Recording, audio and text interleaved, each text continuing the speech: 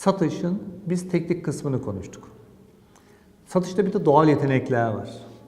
Tabii istenen ve arzulanan nedir? Doğal yeteneklerinizle tekniği birleştirebilmeniz. Bizim size anlattığımız teknik motomot kullanılacak bir teknik değildir. Yani bu tekniği doğru kullandığınızda ve doğal yeteneklerinizle bunu desteklediğinizde çok başarılı olacağınızı düşünüyorum. Sadece doğal yeteneğinizi kullandıysanız yağ satarım, bal satarım, ustam ölmüş ben satarımı kullanırsınız. Çünkü ustasından ne gördüyse aynısını yapacaktır. Ama biz ilim ve bilimi kullanacağız burada. Yani bu ne demek? Doğal yeteneklerimiz var. Doğal yeteneklerimiz ne değil? Tutumlarımız, davranışlarımız, konuşmamız, ses tonumuz, iletişimimiz, tarzımız. Bunların bir bütün içinde düşündüğümüzde bunlar bizim doğal yeteneklerimiz. Bir de bunun dışında teknik var. Tekniğin içinde doğru soru sormak var. Tekniğin içinde ihtiyacı yakalamak var. İhtiyacı yakalamak için de o doğru soru sorarak gerçek ihtiyacı ortaya çıkarmak. Çıktığında ihtiyaç o ürün henüz daha satın alınmış demek değildir. O ürün henüz daha onu da onaylatmak gerekir. Yine bir örnek vermek gerekirse müşterinin gerçek ihtiyacı belki de yeni müşterilere ulaşmak, yeni pazarlara ulaşmak, yeni mevcut müşterinin dışında boş olan günlerini doldurmak veyahut da o doktorlar arasında ben de olduğumun mesajını vermek geçiyordur belki.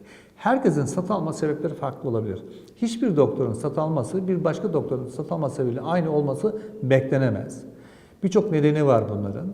O bakımdan dolayı müşterimizi çok iyi anlamalıyız. Basit, anlaşılabilir konuşmalıyız.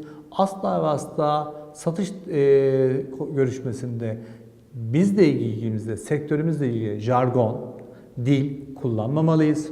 Yabancı terim asla ve asla kullanmamalıyız. Özellikle dijital dünyanın yeni kelimelerini veya isimlerini çok lanse etmemeliyiz. Çünkü doktorlarımız bunu bilmek zorunda değil.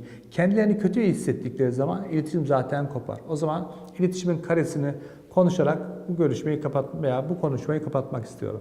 Konuşmanın karesi nedir? Birisi konuşacak. Karşı taraf dinleyecek. Dinleyen kişi anlamadığı yerde soru soracak. Siz de cevap vereceksiniz veya tam bu tersi olacak. Bu o zaman sağlıklı bir görüşmenin özeti. Sadece siz konuşun, müşteriyi konuşturmazsanız, müşteriyi bombardımana tutarsanız müşteri dediklerinizden çoğunu anlamayacaktır. Bundan dolayı da çoğu satış bundan dolayı kaçar.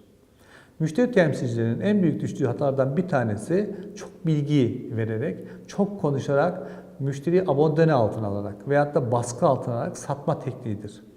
Bu aslında tekniği tam kullanamadığında diğer bir göstergesidir veyahut da bunu bilmiyordur. O zaman biz ne yapmalıyız? Bir kere planlamamızı çok iyi yapmamız, yaklaşım tarzlarını çok iyi oluşturmamız, bilgiyi doğru bir sorular sormalıyız, bilgi toplamalıyız ve topladığımız o bilgiyi yeniden karşımızdaki ise ihtiyaç olarak bakın sizin ihtiyacınız aslında bu demeliyiz. Sonra satış kapatma teknikleri uygulayaraktan satışı kapatmalıyız. Asla ve asla konuşmamızda sözleşme, senet gibi kanuni sorumlulukları hissini verecek hiçbir cümle kurmamalıyız. Üründe fayda ve yararı anlatmak lazım. Fayda ve yarar veya fayda ansiklopedi veya sözlüğe baktığınızda aynısını görürsünüz. Aslında aynı şeyler değildir. Bunu şöyle bir örnekle de verebiliriz. Müşterinin faydası, aldığı üründeki göreceği fayda ve yarar. Arada iki tane fark, çok basit bir fark var. Fayda bu ürünün genel özellikleridir.